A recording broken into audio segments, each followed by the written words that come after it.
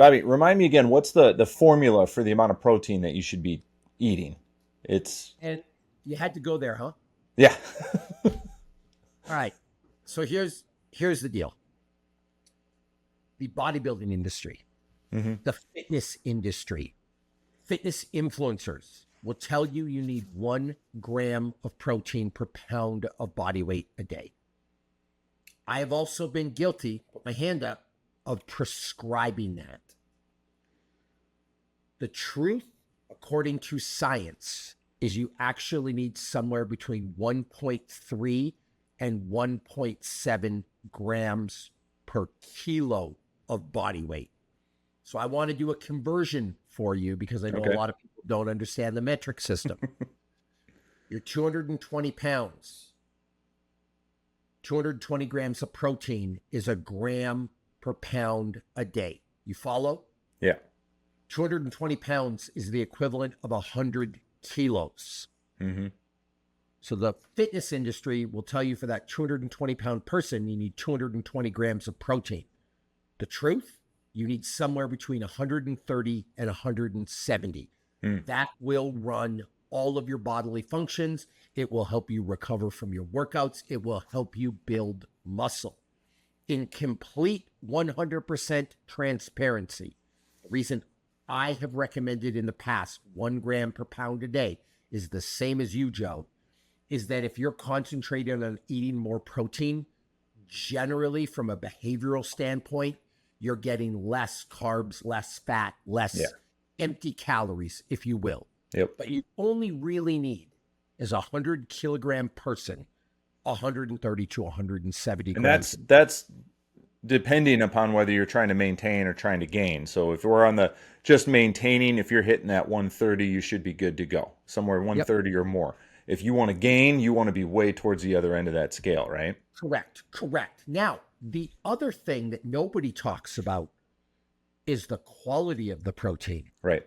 Because if you get 200 grams of junk protein a day, I'm going to argue that having 100 grams of high quality protein is much better than 200 of garbage. Yeah. Are you getting enough? When's the last time you read an article, Joe, on how many grams of essential amino acids you need? Or Right. how many grams of protein you need from high quality sources? Like, no one talks about that. It's just, I'm going to get protein. I would make the argument to you that the protein you get in a Snickers bar doesn't count.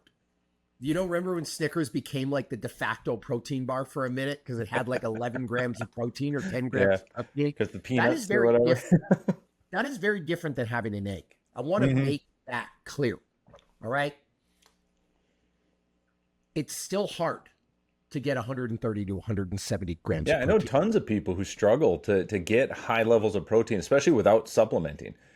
You know, it's real easy. And maybe you've seen the memes to this effect, right? But like, just go out and get your whey isolate that has 60 grams of protein per serving and just choke it down. But just because it's in the cup when you're drinking it doesn't mean that your body uses all of that either. There are like limitations as to what's bioavailable, and that's where the quality comes in. But the other one is like, if you just want protein, just eat dog food. Yeah. Tons. Like, there you go. Tons of dog food and you'll get tons of protein. Is that one of our hacks? Guys, Yep. do not Just say eat dog this. food. Joe, okay, listen, can we talk? Sidebar. All right. And actually don't edit this out because this is important, Joe, but I need to talk to you about something. Uh-huh. We live in a day and age where people believe that the earth is flat and there's an ice wall around Antarctica. I just forget about the ice wall. that was created by the Anunnaki.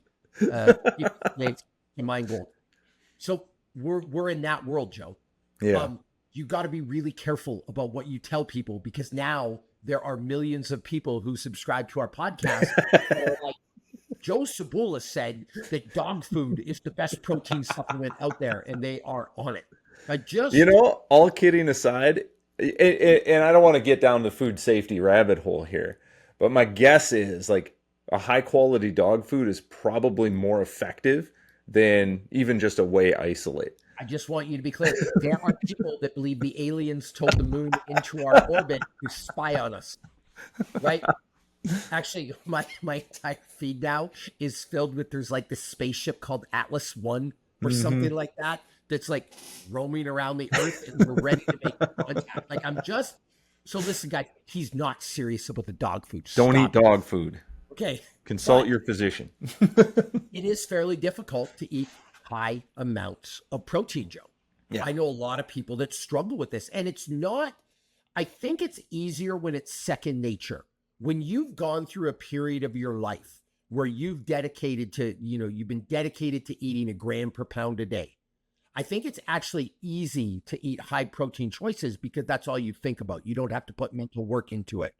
But if you're not eating that much protein, you're only eating 80 grams a day, it takes a lot of mental energy to make good choices. So what I wanted to do, I hate hacks, I hate gimmicks, I hate shortcuts, I hate all that stuff. But genuinely, what are some tactics? What are some strategies that people can use to eat a higher protein diet? And maybe we'll run through breakfast, through snacks, before bed, just to see what people can get. So like, what would be your number one tip for breakfast to start the day right? Honestly, stop thinking about breakfast like it's some kind of a special meal where you can only eat breakfast foods. Okay. Like have steak for breakfast. It's fine. Have a chicken breast for breakfast. Nobody says it has to be French toast. Nobody says it has to be waffles, right? And I really like that because I feel the de facto breakfast foods that people go for are treats. Pancakes, waffles, cereal, bread. You can have chicken. You can have steak. You can have eggs. I mean, eggs are a breakfast food, right? But what's wrong with steak and eggs for breakfast? That's actually a breakfast menu item. The other thing I want to say, Joe, is that no one's forcing you to have the pancakes or potatoes on the side. So when you go to Denny's to have breakfast, and you get that grand slam, you get the eggs and the sausage and the bacon, no one's forcing you to eat the home fries and the toast and the pancakes that come on the side. There's plenty of times I've been in a restaurant where they've said, do you want pancakes or do you want toast? And I'm like, neither. I'm fine with the breakfast potato. So there's one way to make a higher protein choice. The thing that I do is I have a shake in the morning. I start my day with a shake. I pay myself first. Yeah. I have a big dose of high quality protein to start my day. And I've got two options, Joe, and I've got them both here. One is a shake I make myself. Right. It's got, you like these things. It's got coffee, it's got protein, it's got cinnamon, it's got salt. Yep, there you go. But that's like my morning version of coffee. It tastes like I'm having a delicious Starbucks drink. And it starts me off with, depending how much vanilla protein I put in it, somewhere between 20 and 40 grams of protein to start my day. And it starts me in a positive. And the reason I do that is, number one, I don't like eating a lot of food for breakfast. I wake up and I tend to get going. But two, when I start off winning, I tend to then stack up wins throughout the day. So if I'm already 40 grams in out of the gate, I'm like, okay, I'm off to a strong start. Then I'm more likely to make better choices throughout the day. The other thing that I've been having, Joe, that I've been loving lately are these right here. These Quest protein shakes. They're 45 grams of high bioavailability protein. And honestly, they are unreal good. I was at the Olympia and we had an event, and they were actually mixing these with berries and coconut, like in a blender, and you would just drink it down. And it was actually super enjoyable. It was delicious, but 45 grams of protein. And these RTD things, if you like Quest, get Quest. If you like another brand, get another brand. But I've heard a lot of people talk about hacks to eat on the road. You can always find a Walgreens. You can always find a Target. Even honestly, like most gas stations now have a section where there's like a decent variety of protein bars. Like you can find a Builder's bar, which will do in a pinch, right? When I'm working on film sets, I always have a couple of Builder's bars near my kit. So that's easy. So again, it's easy, and you need some quick calories. You're on your feet, you're working. You don't have time to run over to craft services table and grab a thing of gummy bears, which is probably your healthiest choice over there. So it's easy to just keep some protein bars, a protein drink. Like I like to get those little shakes. Like there's the coffee latte. I think they're Premier Protein. They're delicious, but they've got a little caffeine in them. So if you need some pep, you need to keep going. Like you just have that stuff handy. And then you're not in that position where you have to choose between like the lesser of two evils, you know? Well, what's the worst case scenario? So I was in Vegas for the Olympia. Hmm. They're doing a thing now in Vegas because they want to get you for as much money as possible, where you're not even allowed to open the bar fridge. Like you open the bar fridge, you move something around, it's a $50 charge. So you need to rely on goods that don't need to be refrigerated. Otherwise, you're eating out all the time. So I went and I got a whack of these that I could have throughout the day.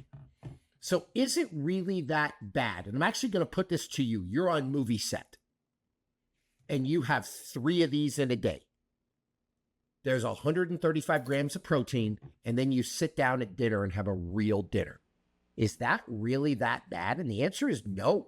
No, Like it's that's not probably not ideal, obviously, because like I would want to eat regular meals Yep. throughout the day, but it's the next best thing.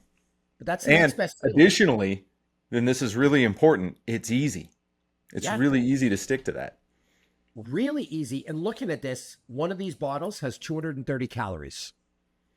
So for 690 calories, you get 130 grams of protein, and then you have like 1,000-calorie dinner. Like Yeah. you should be set.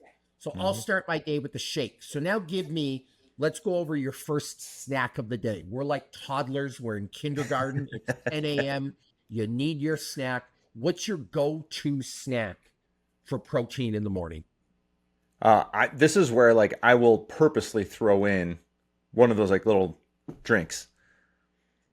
Like again, just because it's easy. Usually I'm working. I don't want to sit down and like make a whole thing. But some other things, and it's kind of funny, but like look at some of the stuff that bodybuilders will do, where you put like some sardines on a rice cake. I mean, there you go. Now you're getting some of that healthy fish. You're not getting a ton of calories. It's quick. It doesn't take a lot of preparation. One of the other ones, just eating a tin of tuna, right? Like it's just, I just need some food. I'm not sitting down here to have like a culinary experience. So it's like, just get me something, and I'm always going to tend towards something like a beef jerky or something that is higher protein, because I'm trying to just bide my time until I get to that next meal. Like I'm already a little hungry. I need a little bit of energy. I don't want to throw 500 whole calories down. I just need to get something quick and get to that next meal. That's kind of how I approach it. So a couple of interesting things there. I'm using the shakes in the morning. You're using them as snacks, right? Nutrient timing. I don't think it matters whether you have a shake in the morning or for a snack or before bed. Like I think at the end of the day, it all ends up the same. Just like you said, you don't have to eat breakfast food for breakfast. And by the way, there's nothing wrong with having breakfast post-workout or breakfast for dinner either. Which is kind of what I like to do anyway. You'll have a shake for a snack. Sometimes you'll have food like a can of tuna. I'll be the first to admit I will never eat a can of tuna. That's the most unenjoyable thing in the world. I like it. I don't know. You're missing out. You like it. But what I'm hearing from that is, are you using food as fuel or food for comfort? Because if you're using food as fuel, the goal is to get something really high protein that you can pack and that you can take on the go or you can have. If you're using food as comfort, we're talking 2 different things. But I'll bring your breakfast example up again. I don't look at breakfast, snack, lunch, snack, dinner. I don't look at my food like that anymore. I look at it as feedings. Is there anything wrong with me having some steak for a snack? No, but people are hardwired to think steak is a dinner meal. There's nothing wrong with having a few steak strips. You can go to Costco, Joe, and you can buy that pre-made chicken in packages. It's organic, it's clean, it's flavored. I know there's mail order services. You can do a mail order service where you actually get these pre-prepped meals that are sweet potato and like, roast beef hash or whatever it is, and they tend to fit your macros and you can eat them. The one thing I want to say about snacks, nuts are not a protein snack. They're a fat snack. They're a fat snack. Cheese is not a protein snack. It is a fat snack. I know there's a little bit of protein in there, but it's not going to cut it, right?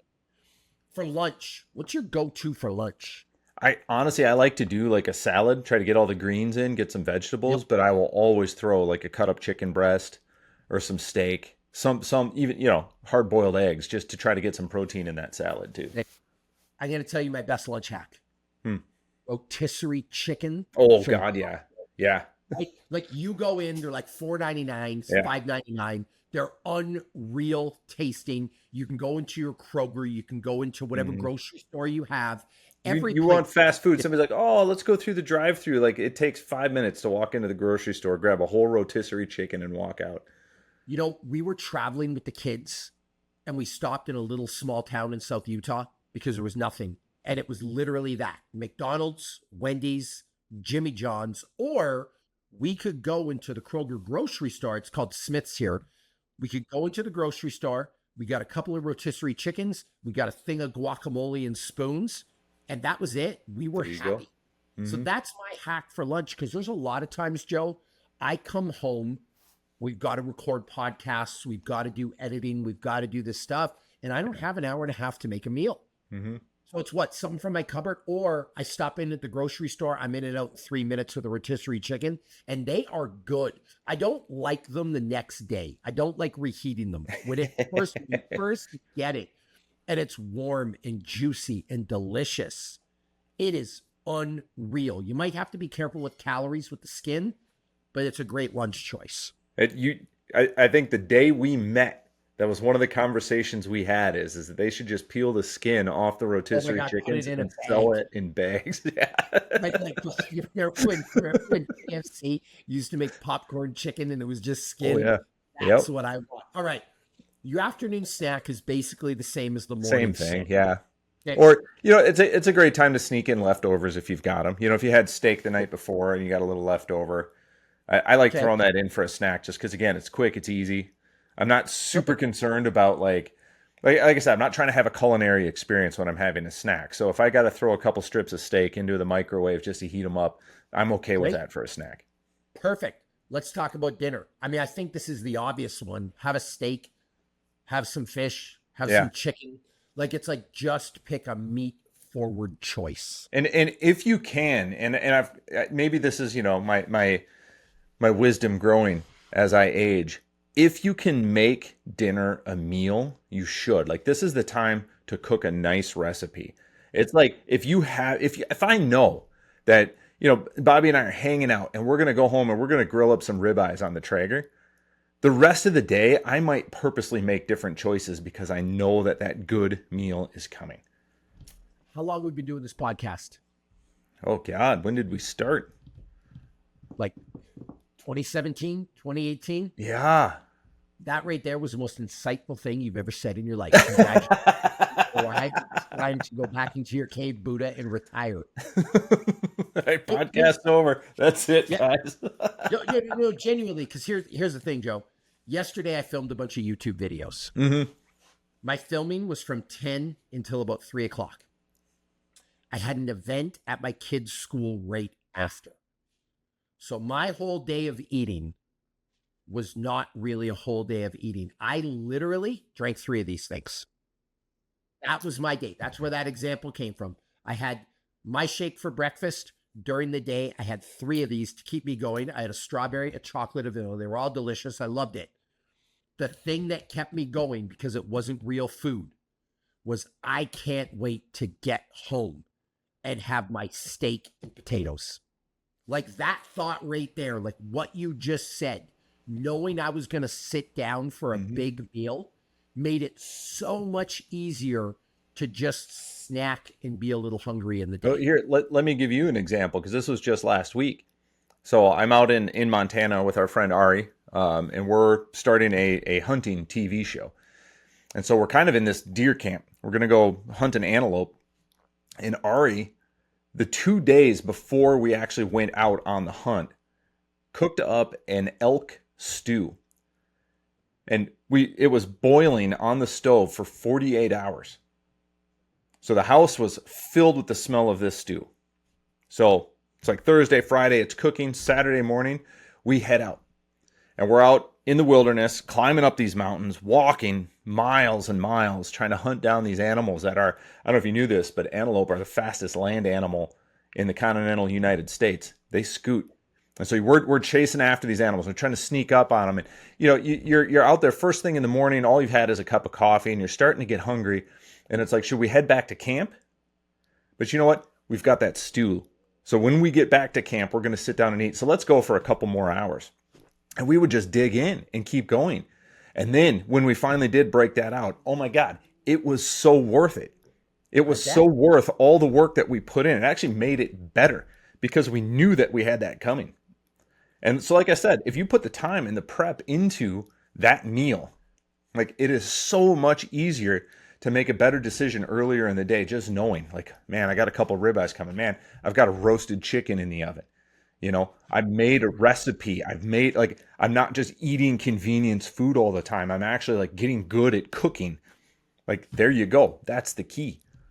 And that thought makes it easy to just snack. That was my day yesterday. That was your week out.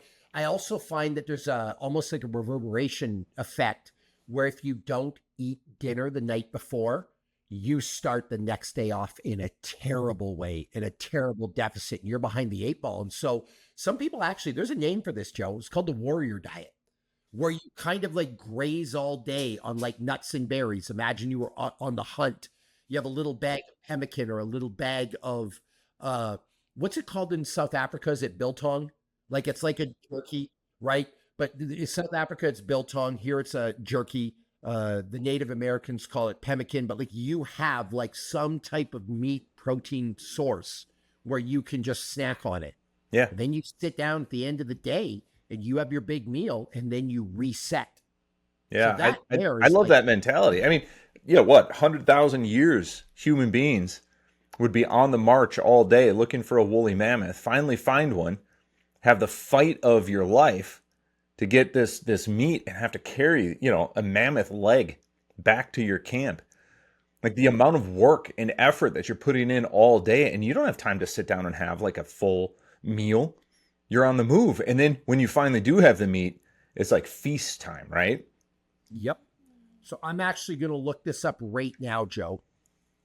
I'm getting some gas station beef jerky, some Jack Links. Yeah. You ready? Okay, so we're looking at some Jack Links. You get a bag of it. It'll cost you $4. And no, we're not sponsored by Jack Links. These bags have 3.5 servings per container. There's 80 calories a serving and 10 grams of protein. So for about 300 calories, you're getting 35 grams of protein. So imagine in a day, you had your 45-gram shake for breakfast, for a snack, because you're just waking up and you're going on this hunt, you're moving, whatever. You got 45 grams of protein. You get another 35 from the beef jerky for another snack. So now you're all of a sudden at 70. You have another shake after that. Yep. Now you're up to 115. And then you sit down and have a dinner. You're pretty good to go. That's not the worst day I've ever heard. Yeah. Shake, jerky, shake, and then a big dinner. Like, I'm going to argue, Joe, you are absolutely fine. Mm-hmm. By the way, that diet I just described, you could do that at any hotel room, any gas station. Yeah. You mentioned there's all kinds of shakes. You might not get the brand of the shake you want at your local 7-Eleven, but they will have some. What are the brands? You got Quest, you got Premier, Core Power, which is like Fairlife. I know some people drink the Fairlife milk just to try to get more protein, but like you could easily, and I've never been in a gas station that didn't have a bag of beef jerky. Mm-hmm. I'm not saying it's the biltong stuff. I'm not saying it's Epic brand. It's not homemade, right? It's not Grandpa's recipe. Or organic. But like you've been to enough airports in your life, you can find that Archer's beef jerky at every airport in America. Yep. Like it's not that hard to get the thing. So it's just make some better protein choices. Rely on supplements or snacks if you need it. Have a good dinner. What's in as a closing note here, Joe? Mm-hmm. What's a 12-ounce ribeye in terms of protein? Let me look this up. That's a great question. 12? Because that would be like a really satisfying dinner. If you had a 12-ounce ribeye with salt and butter, you'd be a happy guy. We're going to look this up here. All right, so a 12-ounce ribeye has 800 to 1,300 calories. It depends on the preparation and fat content. But it has between 75 and 100 grams of protein, Joe. And I'm going to argue that if you we'll call it 1,000 calories, how happy would you be after a delicious 12-ounce ribeye with a pat of butter on it and salt. I mean, I'd be pretty happy. You're not wanting for anything else. You are, like, I'm going to say you're good to go, Joe. Well, and I'm going to make another point here, and you know I love to do this, but there's a difference between like a ribeye and a strip steak, right? Ribeye just has more fat. So ribeye, 800 to 1,200 calories. And a strip steak is more like 600 to 800 for the same size. And they're going to have roughly equivalent protein. So if you're on like a lower calorie diet, you just choose leaner cuts. That's easy. And a strip steak is good. Very or good. Like a baseball sirloin. Mm-hmm. A New York has less fat than a ribeye, especially if you cut the fat rind off. Yeah. I don't know why you would do that. But it would be, I'm actually looking up the New York right now for the 12 ounce. Joe, a 12 ounce New York, and you are not suffering. Like a New York's a mid-grade between the sirloin and the ribeye. Mm-hmm. That's only 630 to 800 calories. Yeah. And if you had a 12 ounce New York, like that there is, when we spent time in Montana filming that movie, that was my favorite meal. What was it called? The Ale House or the Brew House? Yeah, Ale House. Montana we could Ale have like House. the New York Bozeman steak. Ale. I forget I the didn't have any of the tater tots you ate on the side. Yeah. Great tater tots. Montanans love tater tots. So, whole thing. But there you go, Joe. So if you have the snacks in the day and then you get your good 75 to 100 calories of protein at night, you're pretty good to go. There's a world where that steak would cover your protein needs almost because it's all high quality protein. So there you go. There's your hacks. There's your gimmicks. There's your ways to get more protein. Get your shakes. Get your jerky. Get your snacks. Nuts and cheese are not a protein snack. And then have a big steak for dinner and you are done. If you like this content, subscribe, smash the like button, ring the bell. What else do the kids say, Joe? Subscribe. You know, we need like the little subscribe button to pop up every 3 seconds throughout the videos, I think. I know, and it's true because I watch my kids' YouTube stuff with them sometimes now, and it is like, I've noticed it's almost incessant the amount of times in a video you are told to subscribe. You almost subscribe so they stop telling you. I want to subscribe twice. Yeah. So there you have it. Just keeping it real. Bobby Maximus, Joe Cebula, Maximus Podcast. See you next time.